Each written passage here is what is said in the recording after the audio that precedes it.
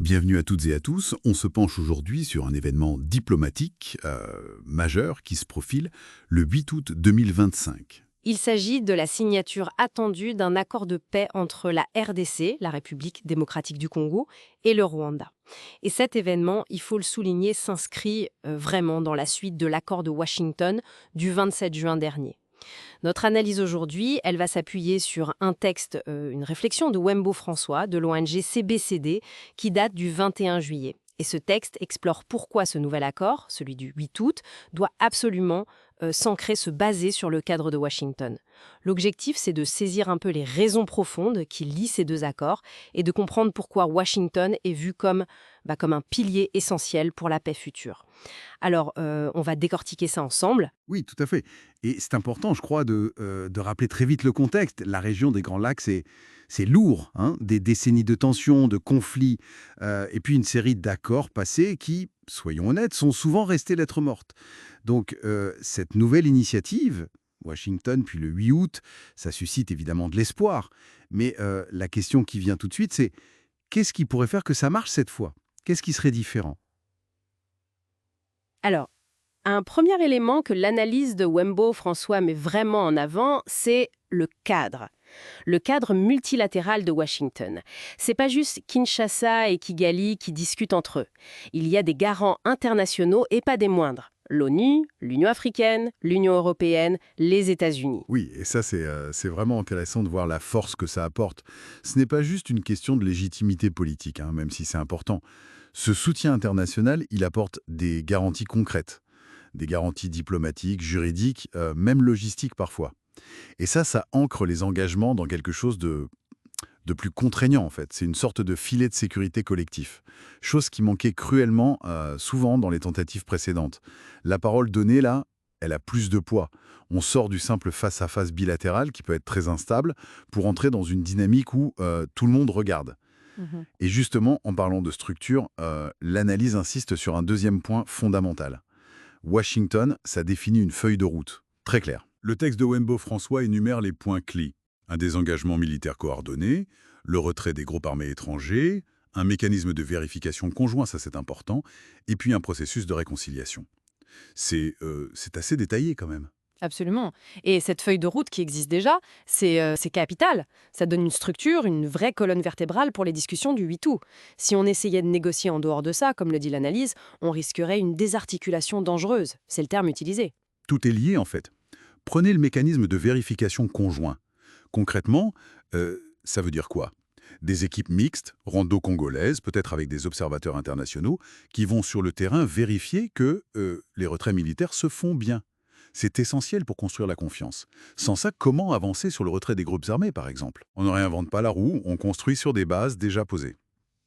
Ce qui nous conduit, logiquement, à un autre point, une autre raison de s'accrocher à ce cadre de Washington. Comment on fait pour ne pas répéter les échecs du passé? Parce que l'analyse le rappelle bien, hein, beaucoup d'accords ont échoué. Pourquoi? Souvent par manque de suivi, par manque d'engagement réel, une fois que l'encre des signatures était sèche. Oui, et ça pose la question clé. Qu'est-ce qu'il y a de nouveau maintenant? Qu'est-ce qui est différent? Eh bien, l'accord de Washington, et c'est peut-être là sa grande nouveauté, il prévoit noir sur blanc une vigilance continue des garants.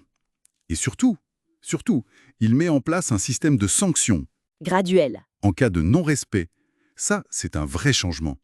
Là où avant les accords manquaient souvent de mordant, si je puis dire, celui-ci intègre une menace crédible, proportionnée.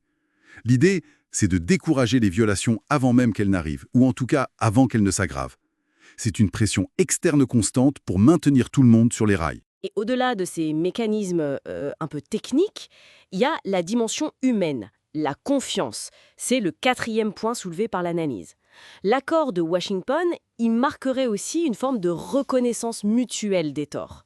Et puis un engagement à travailler ensemble, notamment sur ce dossier hypersensible des groupes armés dans l'Est du Congo. Oui. Et si on prend un peu de recul, le simple fait pour l'accord du 8 août de dire on s'inscrit dans la suite de Washington, c'est déjà un acte politique fort en soi. Ça envoie un signal. Le signal d'une volonté, peut-être, de tourner la page de la méfiance systématique. pour les populations locales, qui sont épuisées par des décennies de violence, voir les deux États s'engager dans un cadre international, surveillé, où on reconnaît des responsabilités et où on promet des actions concrètes, comme lutter contre ces groupes armés, ça peut être un premier pas. Fragile, certes, mais essentiel pour essayer de reconstruire un minimum de confiance. Alors, pour résumer un peu, qu'est-ce que tout ça nous dit? L'analyse de Wembo François, elle insiste vraiment là-dessus. La signature du 8 août n'est pas un acte isolé. C'est la suite logique et même nécessaire du processus qui a commencé à Washington.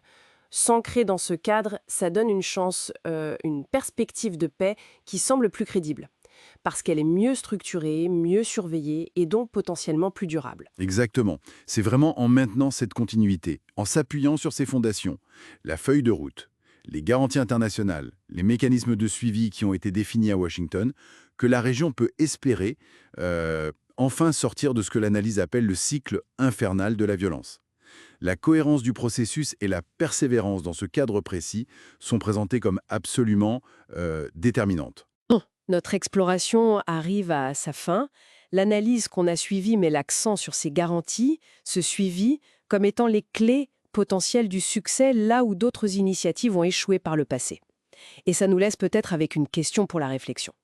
Parmi tous ces mécanismes de garantie ou de suivi prévus par Washington, y en a-t-il un spécifiquement qui semble le plus porteur d'espoir, lequel pourrait vraiment faire une différence tangible cette fois-ci, et pourquoi serait-il plus efficace que les garde-fous souvent défaillants qu'on a connus avant? Voilà une piste de réflexion. Merci de nous avoir suivis pour cette analyse.